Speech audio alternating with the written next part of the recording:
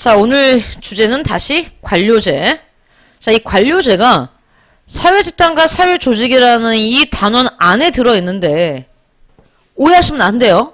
그럼 관료제는 선생님 뭐예요? 지금까지 우리가 사회집단을 배웠고 그 다음에 사회집단보다 더 구체적인 게 사회조직이고 사회조직의 대부분은 공식조직인데 좀 예외적인 비공식 조직이 있고 그 안은 또 별개로 자발적 결사체가 있다. 그런 다음에 관료제가 나오면 당연히 오해하겠지. 뭐라고? 관료제도 사회조직인가? 이렇게.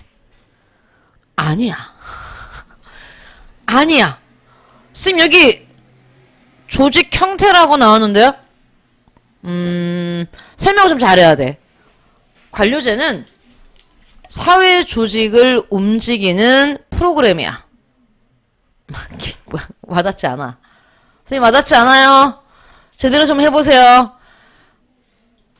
얘들아, 선생님이 지금 갖고 있는 이 노트북 있죠? 이 노트북이 사회조직이라면 노트북이라는 기계만 있으면 내가 노트북을 움직일 수는 없잖아요. 노트북을 구동시키는 게 뭡니까? 프로그램이죠. 선생님 지금 윈도우 11을 쓰고 있는데 윈도우 11이 바로 뭐야? 관료제야. 그러니까 조직을 움직이는 프로그램, 그게 바로 뭐야? 관료제야. 알겠니? 그러니까 관료제가 조직의 종류가 아니에요. 조직을 움직이는 프로그램입니다. 조직이 기계라면 관료제는 프로그램이다. 시스템이라고 해요. 시스템. 관료제는 시스템이에요. 여러분 우리 관료제 하면 여러분은 뭐가 떠오르는지 모르겠지만 선생님은 관료제 하면 조선의 육조체제가 떠올라요. 막 잘 만들었어요. 조선의 육조. 갑자기 이제 막 눈빛이 흔들려. 기억이 안 나? 안 나. 지금 우리가 고3인데 1학년 때 배웠는데 기억이 나겠어요. 하지만 여러분 수능 때 한국사를 찍을 거 아닙니까? 그쵸? 찍을 거잖아. 한국사 왜? 공부할 거예요? 그러지 마. 한국사 공부할 시간이 어딨어요. 찍어야지. 그러면 조선의 육조 하니까 육조 직계제? 조선의 의정, 이거 쓰지 마세요. 조선의 의정부와 육조라는 중앙집권 시스템이 있어. 시스템. 관료제 시스템이야. 그래서 부서별로 나눠놨잖아. 전문화 시켜놨잖아. 자, 관료제 특징 다 나옵니다.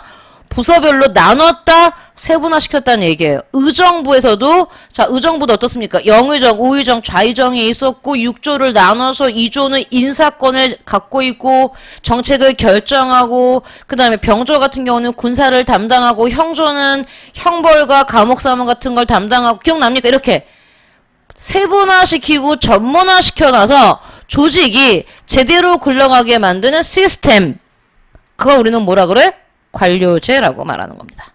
그러니까 지금까지 우리는 이 위에서 61페이지에서 뭘 배운 거냐면 하드웨어를 배웠잖아. 그러면 지금 이 관료제는 뭐야? 그 하드웨어를 구동시키는 소프트웨어를 배우는 겁니다.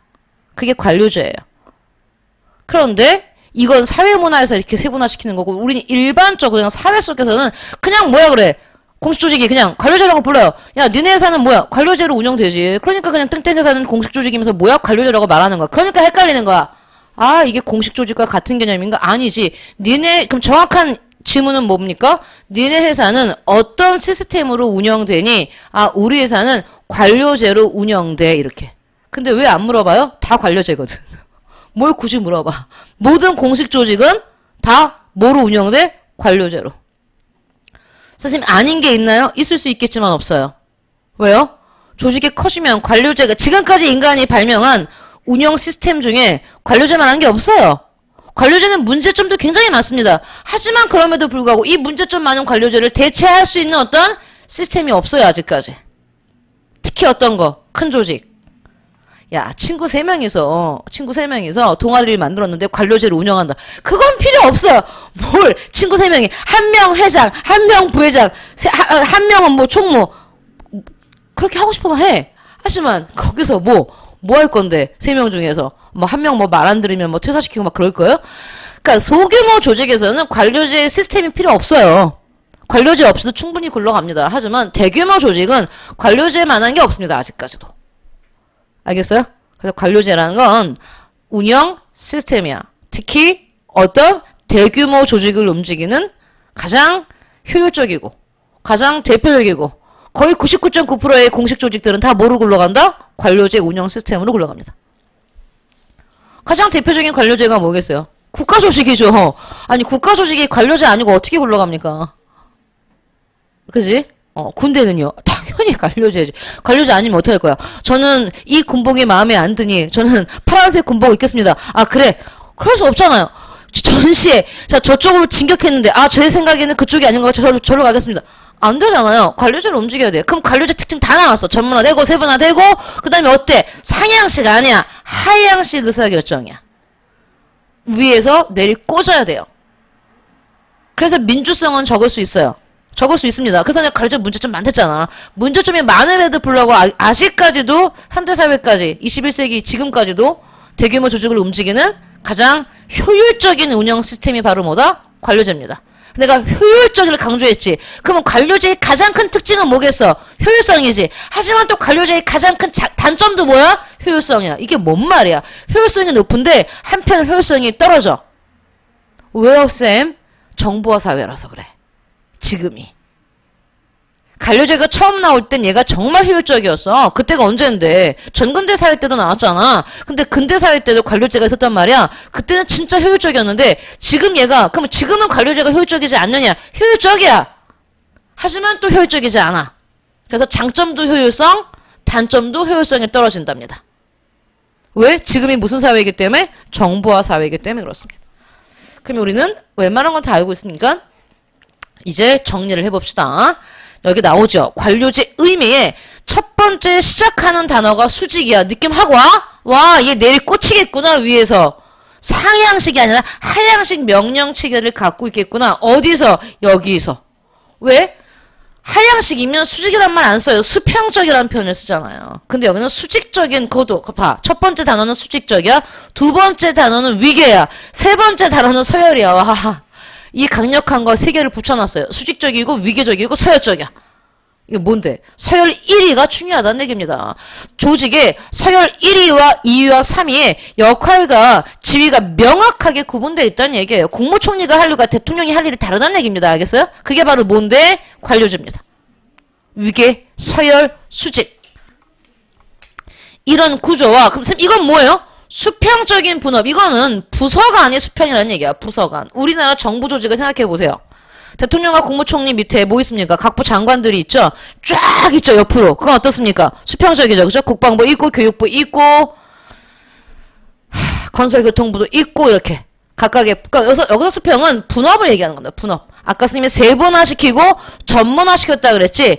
오늘날에 병원을 한번 떠올려 보세요. 병원이 다 분업되어 있잖아요. 내과와 치과와 산부인과가 다르잖아. 이빨 아픈데 산부인과 가시면 안 되잖아요. 그쵸? 머리가 지끈지끈 아픈데 비뇨기과 가시면 안 되지. 마찬가지요. 근데 조선시대 때는 어땠습니까? 전문화되어 있지 않았지, 의원이. 다 있지. 애도 받고 이빨도 치료하고 안과도 하고 그쵸? 외과 수술도 하고 다 했어요. 하물며 막 정신과 상담도 했죠. 하지만 관료제는 그러지 않습니다. 나눠져 있어요. 분업체계 등의 기초에서 그러니까 수직적인 위계서열과 이거지 이거. 피라미드를 떠올리면 되겠지. 정점이 있고 서열 1위, 서열 2위, 그 다음 3위, 그 다음에 부서들 이렇게 쭉 나눠져 있는 거죠. 이렇게. 등의 기초에서 형광펜 칩니다. 관료제의 가장 큰 장점이고 특징입니다. 뭐? 효율성. 효율적으로 수행하기 위한 조직 형태, 조직 운영 시스템입니다. 이것도 꼭 써주세요. 옆에다가 조직을 움직이는 운영 시스템이다. 관료제는 조직을 움직이는 운영 시스템이다. 자, 등장 배경 선생님이 전근대 때도 있다고 했지만 여기서 말하는 어떤 근대 이후의 관료제가 우리가 배우는 관료제의 형식에 더 맞기 때문에 근대 산업화 이후에 조직이 대규모 나오죠. 정말 큰 조직 대규모화 되면서 효율적이고 안정적으로 또 나왔어. 효율성. 안정성도 관료제의 가장 큰 특징 중에 하나입니다. 하지만 하나만 꽂으라면 역시 효율성이죠. 효율적이고 안정적으로 업무를 수행하기 위한 조직체계의 필요성이 커지면서 즉 이 말 다 나왔는데 하나만 기억하시면 관료제의 등장 배경은 뭐야? 조직이 커지면서야. 조직이 커지면서 대규모화 되면서 필요했다. 이 큰 조직을 어떻게 하면 효율적이고 안정적으로 여기 굴러갈 수 있게 만들까? 그런 시스템이 뭐가 있을까 하면서 등장한 게 관료제라는 얘기죠. 관료제의 특징은요. 1번, 2번, 3번, 4번, 5번 나왔잖아. 근데 봐봐 얘들아. 관료제의 특징 하나하나에 뭐가 있어? 앞면은 장점, 뒷면은 단점이에요. 동전의 양면입니다. 이변이 너무 좋으면 반대로 생각하면 그게 단점일 수 있겠지. 우리 친구들 얘기할 때 저 친구는 어떠니? 아, 저 친구는 굉장히 애가 뒤끝이 없어. 그 얘기는 화가 오래 안 간다는 얘기잖아. 근데 바꿔 말하면 뭔데? 화를 자주 낸다는 얘기입니다. 화를 자주 내는데 애가 뒤끝이 없어. 좋은 면을 보면. 야, 저 친구는 어때? 되게 과묵해. 그건 좋은 점이지만 답답하다는 얘기입니다. 과묵해. 말을 안 해. 그럼 비밀을 지킬 땐 좋지만 애가 뭘 물어보면 대답을 안 해. 어때? 답답하지. 그러면 걔 그게 뭔데? 그게 걔의 장점이자 단점인 거잖아요. 관료제의 특징은 하나하나에 뭐가 있어? 장점도 있고 단점도 있는 겁니다. 단점이자 장점이야. 뭐가? 효율성이. 이제 볼게요. 특징. 관료제의 첫 번째 특징 보시면 권한과 책임에 따른 위계 서열화. 그러면 위계와 서열은 그 지위에 뭐가 따른다는 얘기입니까? 권한이 있는 만큼 뭐가 있다는 얘기야. 책임을 진다는 얘기야. 어떤 사건이 발생했을 때 그 일선, 그 사건 현장에 있었던 사람들이 직접적인 책임을 물론 지겠지만 더 중요한 건 그 사람들을 거기에 배치한 상부, 권위, 지위가 높은 사람들이 책임을 져야 됩니다. 어떤 시에서 어떤 큰 사고가 발생했을 때 그 시에 나와 있었던 일선 조직원들이 책임을 짓는 게 아니라 그 윗대가리 명령권자가 책임을 져야 되는 거예요. 위로 올라가서 나는 그 자리에 없었으니까. 아니지. 걔가 명령권자인데. 그지? 근데 우린 안 그러고 있죠. 위에 있는 애들은 그대로 그 자리를 있고 그냥 가장 밑에 있는 말단 조직원이나 말단 담당자들만 책임을 졌습니다. 권한은 있는데 책임은 없는 자리죠. 좋은데? 와우, 명령을 하는데 책임은 안 져. 좋아요. 하지만 그렇지 않습니다. 권한만큼 책임이 뒤따라야 되는 거죠. 구성원의 지위에 따른 그래서 왕관의 무게를 지란 얘기는 권한만큼 뭘 지란 얘기입니까? 책임을 지란 얘기입니다. 지위에 따른 권한과 책임을 서열화함으로써 그러면 권한과 책임을 이렇게 서열로 나누면 어떤 점이 좋아요? 이거 의사결정의 혼란을 피하고 일사불란하게 업무 수행을 지향할 수 있다. 관료제라는 게 등장 배경이 효율적으로 운영하기 위한 거랬잖아. 그치? 그러니까 명령을 내리면 그 명령을 쭉쭉쭉쭉 아래로 빼서 빠른 시간에 일사불란하게 움직이는 겁니다. 그러면 얘는 좋은 점인데 나쁜 점은 뭘 것 같아요? 굉장히 비민주적일 수 있겠죠. 그지? 조직원들의 의사를 다 무시할 수 있고요. 그럴 수 있습니다. 다음 2번 두 번째 특징 업무의 전문화와 세분화입니다. 업무를 나눴어요. 전문적으로.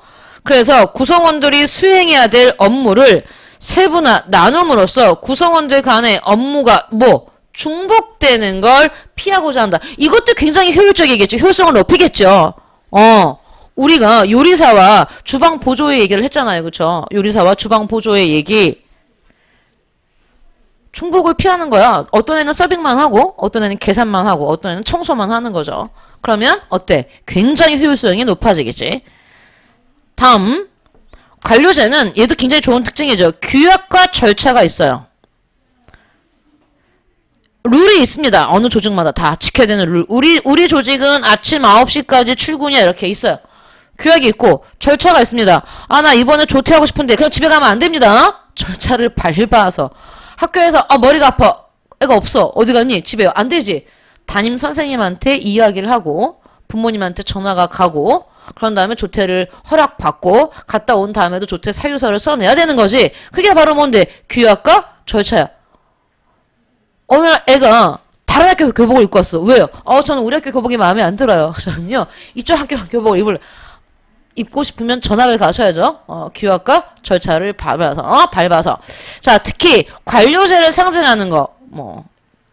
이 정보화 사회에서도 관료자 사회는 역시 문서입니다. 문서. 문서에 눌릴 것 같아요. 문서에 눌립니다. 여러분, 회사에 가거나, 특히 우리나라 관료제의 가장 대표적인 조직은 국가 조직이잖아요. 그치? 학교, 경찰서, 그 다음에 각각의 구청, 시청에 가면 문서에 깔릴 것 같아요. 모든 걸 다 몰라요. 아까 말했잖아. 여러분도 조퇴했을 때. 그지? 종이 가져가야 되지. 문서. 니네는 가져가지만 담임 선생님이나 그 위로 올라가면 위에 있는 선생님들은 그걸 다 그 서류들과 다 어떻게 다 이렇게 종이가 쌓여. 문서화되어 있습니다. 문서. 뭐든지 다 문서화되어 있어요. 문서화된 규약과 절차에 따라 업무를 수행함으로써 그럼 이게 뭐가 좋을까? 아까도 말했잖아. 구성원이 자기 마음대로 판단하거나 나 집에 간 거야 그냥. 집에 갔어. 애가 없어. 안 나와 계속. 아무 연락도 없이. 너 학교 왜 안 나오니? 가기 싫은데요? 이거 자의적인 판단이나 사적인 이해관계를 배제하고자 한다.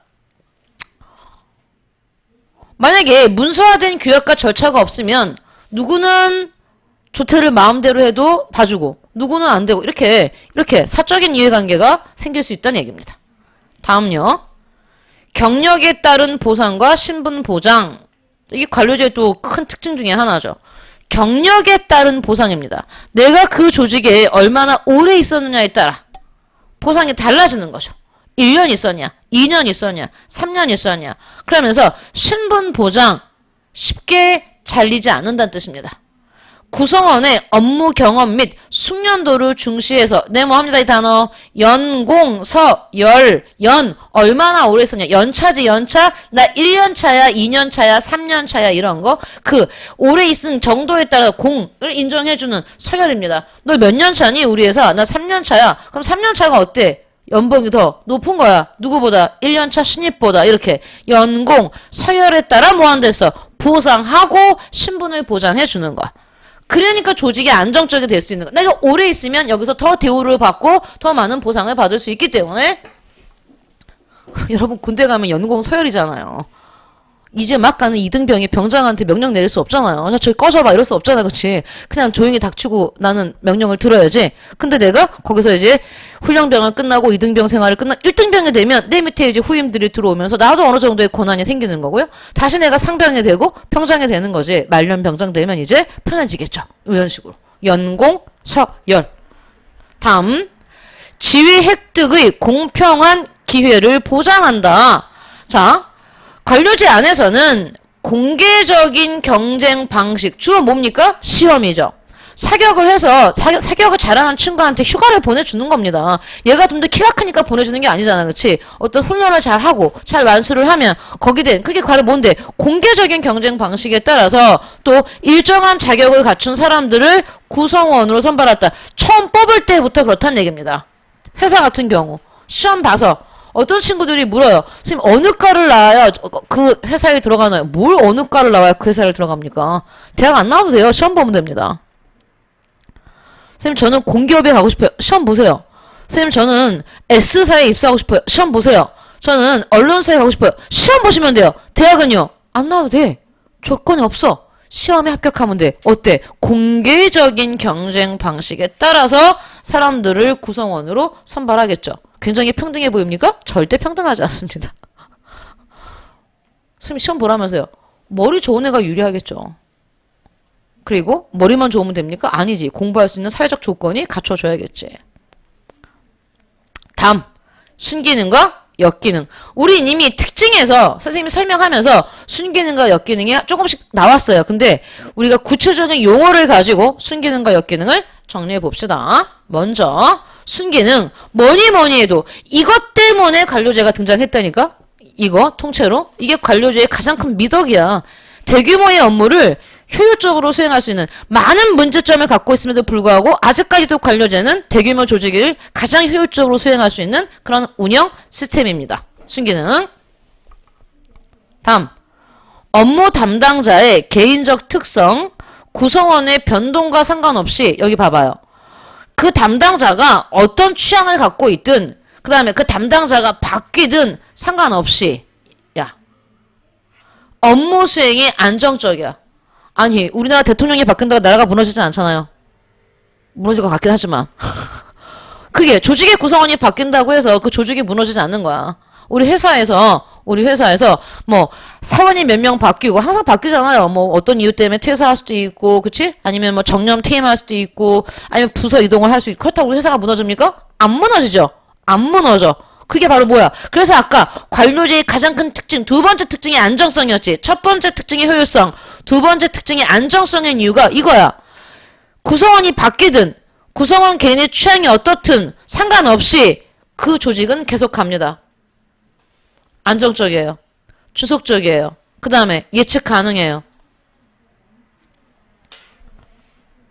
학교가 여러분이 바뀐다고, 교장선생님이 바뀐다고 니네 학교가 없어지진 않잖아요. 그 학교는 쭉 가잖아. 그치? 그 다음에 그 학교가 뭘 할지 가능하냐, 우리 예상할 수 있잖아. 4월쯤 되면 중간고사를 보겠구나. 4월 말 5월 초. 그지? 그 다음에 6월 달에, 6월 7월에期末고사를 보면 방학하겠구나. 우린 예측할 수 있어. 왜? 그런 대로 굴러가기 때문에. 이게 또 뭐가 될 수 있을까, 얘들아? 단점이 될 수도 있어요, 좀 이따가. 자, 어쨌든 안정적이고 지속적이고 예측 가능하다. 다음, 업무에 대한 책임 소재가 당연하지. 누구의 책임인지 우린 정확하게 합니다. 왜? 지위를 나눠놨잖아. 지위를 나눠놓고 업무를 나눠놨잖아. 그지?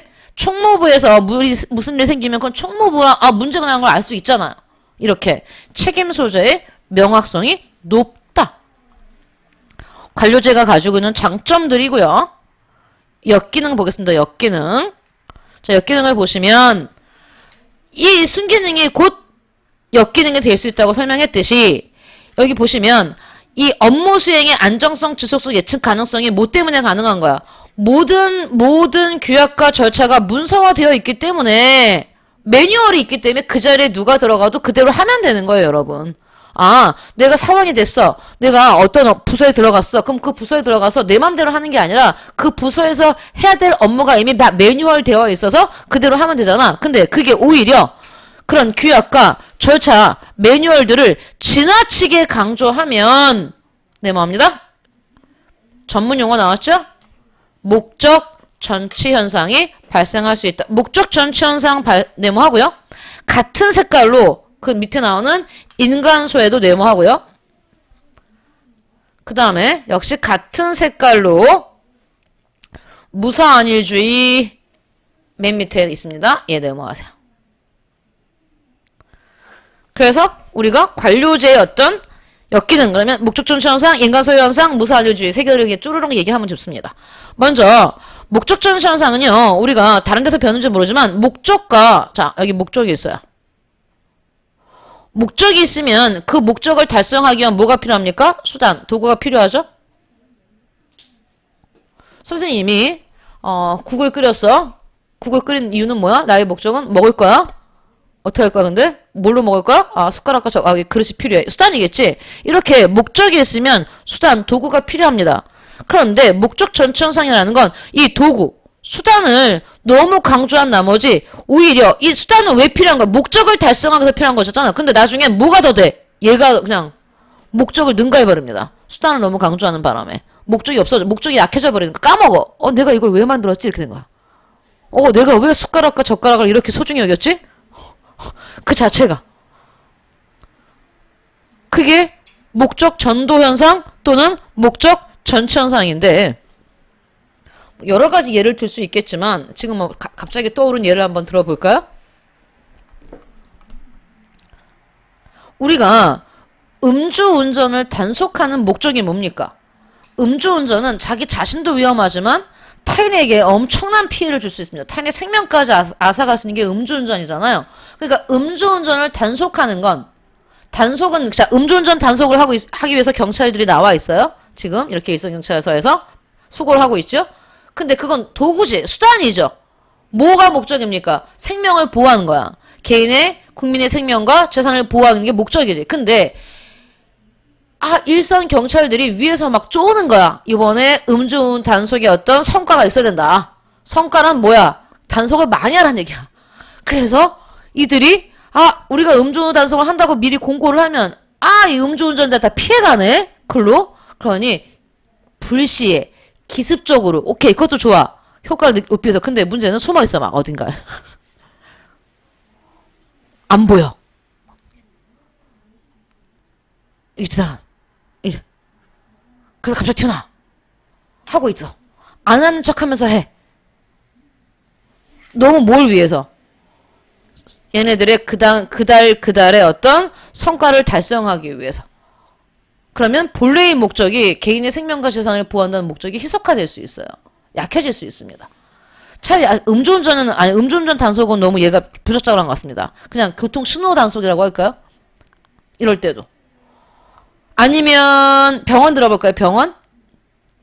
병원의 목적은 뭡니까? 그랬더니 얘기합니다. 우리 애들이. 정확하게 얘기합니다. 병원의 목적이 뭐야? 했더니 돈 버는 거요. 당연하죠. 병원 왜 차립니까? 자선사업 아니잖아. 돈 벌러 하는 거지. 근데 그냥 돈 버는 일반 기관과는 좀 달라야지. 그럼 우리 이상적인 목적을 한번 대봅시다. 병원의 이상적인 목적. 혜경아 뭐야? 치료. 앤드. 생명을 구하는 거죠. 돈 버는 거는 그래 직접적인 목적 맞는데 너무 자본주의적이야. 애들 너무 노골적이야. 병원의 이상적 목적은 생명을 구하는 거잖아요. 근데 지금 되게 위급한 환자가 실려왔어요. 위급한 환자가 실려왔는데 보호자가 없어. 신원을 확인할 수도 없어. 그런데 그 상태에서 수술했다가 잘못되면 병원이 책임져야 돼. 안 지겠죠. 수술 안 합니다. 계속 찾고 있어. 생명이 깜빡깜빡해.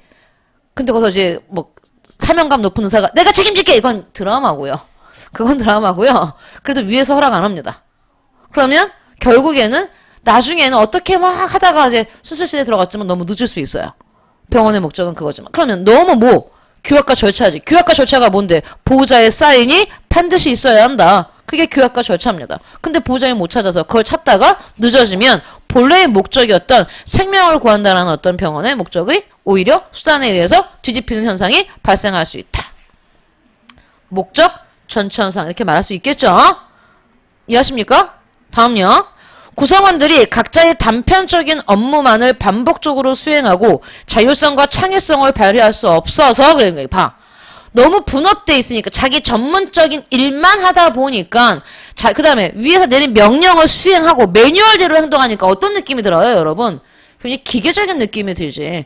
기계적인 느낌. 너의 개성 따위는 필요 없어. 그치? 하라는 대로 해야 돼. 라는 걸 강조하다 보니 자율성과 창의성을 발휘할 수 없어서 인간 소외라는 얘기는 인간이 목적인데 인간이 뭐가 되고 있는 거야? 수단이 되는 겁니다. 내가 아이돌이 되고 싶은 건 나의 꿈을 실현하기 위한 거잖아. 춤추고 노래하는 거 너무 좋고. 그래서, 근데 얘네들, 회사에서는 얘네를 뭘로 보는 거야? 얘네들의 스케줄을 거의 뭐 잠도 안 재우고 막 아침부터 밤까지 물 들어올 때 노를 저어야 한다면서 잘 나갈 때 애들이 계속 굴리죠? 그럼 뭐야? 얘네들은 수단이 되는 거야. 그 기획사에. 돈 버는 도구가 되는 거지. 그게 바로 뭔데? 인간이 목적이 아닌 인간이 곧 돈 버는 도구가 될 때 우린 그걸 인간 소유현상이라고 얘기합니다. 칸트가 얘기한 것 같은데 마지막에 마르크스가 정리한 용어입니다. 우리가 생활과 윤리 내내 배울 때 칸트 하면은 우리가 인간을 대할 때 목적이 아닌 이게 수단이 목적뿐만 아니라 수단뿐만 아니라 목적에서 대화를 이렇게 말하잖아요. 인간을 수단으로만 대해서는 안 된다 이렇게 말하잖아. 근데 인간 소외는 마르크스가 쓴 용어죠. 근대 자본주의가 등장하면서 인간 소외가 발생할 수 있다. 경직된 조직 구조가 형성될 경우 외부 환경의 변화에 유연하게 대처하기가 힘들다. 그래서 써요. 정보화 시대는 이 거대한 관료제의 뭐가 떨어집니까? 효율성이 떨어져요. 효율적인데 효율성이 떨어져요. 왜?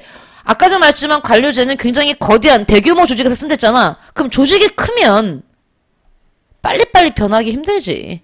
변화가 늦지. 정보화 시대는 정말 빨리빨리 바뀌는데 그래서 가장 늦게 바뀌는 게 큰 대규모 조직들, 정부 조직들이에요, 여러분. 여전히 문서 쓰고 컴퓨터는 잘 안 바뀌고 최첨단 컴퓨터 안 쓰고 옛날 거 쓰고 있고 그지? 학교에서 아직도 이제 시험지를 누런색 종이에다 뽑습니까? 네. 이해가 안 가죠? 또 종이책을 보고 있죠. 그냥 아이패드에 하고, 패드에 쓰면 될 텐데, 예를 들어서. 진짜 안 바뀌어요. 예전에, 지금은 아니지만, 진짜 컴퓨터가 한창 보급화됐을 때 경찰서에서는 여전히 타자 썼어요. 타자기. 혹시 아세요? 타자기? 정말 안 바뀝니다. 이게 너무 조직이 커서 그래. 여러분 떠올려봐. 굉장히 몸집이 거대한 사람이 있어. 유연성이, 민첩성이 떨어지겠지. 빨리 못 움직이겠지. 거대하니까. 조직도 마찬가지예요. 근데 정보화 사회는 매일매일 바뀐단 말이야. 그러니 이렇게 경직, 딱딱한 조직 구조가 형성되면 외부 환경 변화에 쉽게 유연하게 대처하기가 힘들다. 그런 얘기입니다. 그래서 오늘날에는 그럼 어떻습니까? 당연히 뒤에 뭐가 나와요? 탈관료제 시스템이 나와요. 그렇다고 해서 우리나라의 대규모 조직이 탈관료제로 운영된다는 뜻은 아닙니다. 관료제를 기본 베이스로 하고 탈관료제적 요소를 쓴다는 얘기입니다. 나중에 얘기할게요. 연공서열에 따른 보상이 아까 뭐였어? 장점이었지. 내가 이 회사에서 오랫동안 근무하면 나의 근무 연차에 맞게 연봉이 올라가는 건 좋은 점이자 뭐가 될 수 있어? 단점이 될 수가 있어. 이 연공서열에 따른 보상과 신분 보장이 지나치게 강조되면 사람들이 일을 안 할 거라는 얘기야. 그냥 시간만 때우면 해만 지나면 나의 월급은 올라가. 이게 된 거지. 무사안일주의. 아니면 이거죠. 사실 그것도 있지만요. 무사안일주의를 더 신랄하게 비판하는 부분이 이런 겁니다. 내가 뭔가 이 조직이 상급자가 내려왔어. 야, 우리 조직이 이러이러한 문제가 많아. 그러니 우리 문제를 해결하기 위해서 좋은 아이디어를 내어보자. 근데 아무도 안 내. 왜? 선생님 아이디어가 없어서 안 낼까? 아니야. 어떤 친구가 아이디어를 내는 걸 봤는데 그 다음날 잘렸어. 아, 저걸 보고 닥치고 있어야겠구나. 이겁니다. 아, 여기서 튀면 안 되겠구나. 내가 여러분 그런 거 있죠? 수업이 끝나갈 때쯤에 질문을 해. 짜증나지? 아, 저 새끼 뭐야? 곧 5분 남았는데 질문해가지고 선생님이 10분 동안 설명하고 있어. 아, 고등학교선 별로 없죠? 대학 가면 있어요. 걔는 정말 미워합니다, 애들이. 정말 미워해. 시간을 막 보고 있어도, 3분 남았다 했는데 질문을 해. 그것도 되게 진지하게. 그럼 교수님 신나서 막 얘기해. 못 가! 그냥 어떻게 돼? 걔는 정말 적이 됩니다. 공공의 적. 그러면 생각하겠지. 아, 쟤는 미움받는구나. 닥치고 있어야겠구나. 무사안일주의. 그 다음에 쓰세요. 복지부동도 있습니다. 방금 설명한 게 복지부동도 있습니다. 복지부동 엎드릴 복자지. 땅 짓자입니다. 땅에 엎드려서 움직이지 않는 거야. 닥치고 있으라는 얘기야. 창의성 당연히 없겠지. 왜? 우리 조직의 개편 방안을 막 앞서서 얘기하고 아이디어를 내고 의욕적으로 활동했던 애가 어느 날 봤더니 안 보인다니까? 아니 걔 어디 갔니? 야, 너 몰라? 걔 잘렸잖아. 이렇게 되는 겁니다. 아, 그래? 그러면 내가 아이디어를 내면 안 되겠네. 그럼 숨죽이고 있어야 돼. 복지부동이죠. 복지부동. 이런 게 관료제의 단점이죠. 그래서 뭐라고 말하는 거야? 관료제는 쉽게 안 변해. 관료제가 뭔가 창의적인 이걸 못해라는 건 이런 어떤 부분들 때문에 그렇습니다. 그래서 오늘 여기까지 설명하고요. 다음 주에 탈관료제 이어서 하면서 다시 한번 관료제 보겠습니다. 수고하셨어요.